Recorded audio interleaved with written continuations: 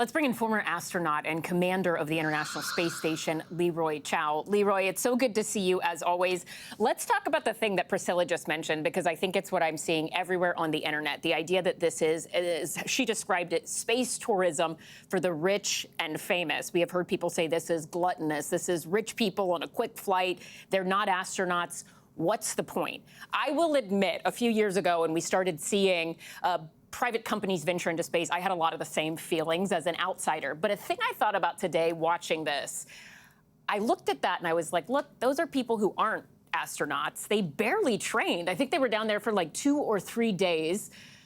There was no pilot on this capsule. But how extraordinary that the work that scientists have done on the ground allowed people who aren't astronauts to go to space, and they were able to say, okay, we can get you there safely, we'll bring you back down safely, and you just enjoy the ride. This is a big deal. It feels like a moment comparable to what we saw in January of 1914, January 1st, when there was what's considered the first commercial flight of an airplane going from St. Petersburg to Tampa with one person on board who paid a ton of money to take that flight at the time. Is this that moment? Is this like the dawn of commercial space tourism?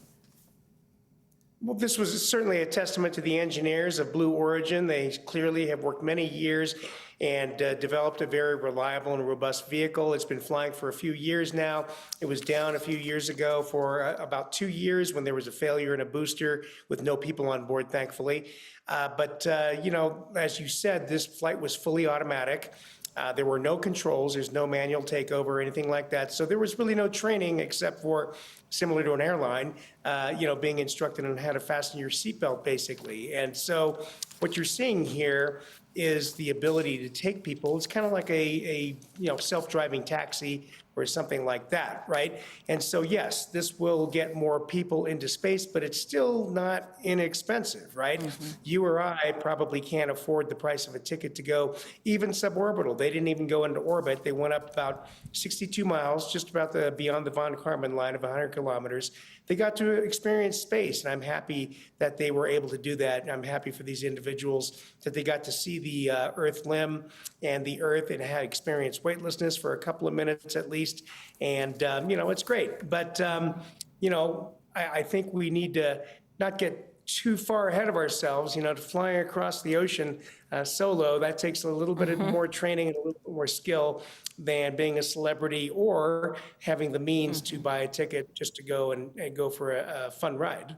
Well, let me ask you kind of 2 points off of that, and you can answer them in whatever order you prefer. One is, what do you think is a realistic timeline for those prices to come down where a regular person could be on a space flight and it not be just exorbitant prices? And 2, do you think this is happening too soon, that regular people, quote unquote, regular people, and by that I just mean people who aren't astronauts, going into space, do you think we should still be doing more focus on the science bit right now instead? Well, to be clear, this flight, I mean, the New Shepard flies suborbital. That is, it goes up and it touches space for a couple minutes, then comes back down, just very much like an artillery shell. So you're not going into orbit, which is a lot more difficult and entails a lot more risk because there's a lot more energy involved, a lot more velocity, things like that. But it is still cool, right? So when can ordinary people, you know, with normal means be able to do this? It's going to take some kind of a breakthrough in propulsion because rocket engines are expensive, even though the cost of rocket engines have come down, and you can thank SpaceX for a lot of the pioneering work that did that, catching boosters, you know, even the big Starship Falcon Super Heavy booster, 3 out of 3 catches, the largest rocket ever built.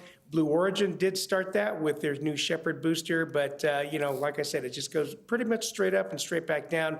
Doesn't have to accelerate the payload to high velocities.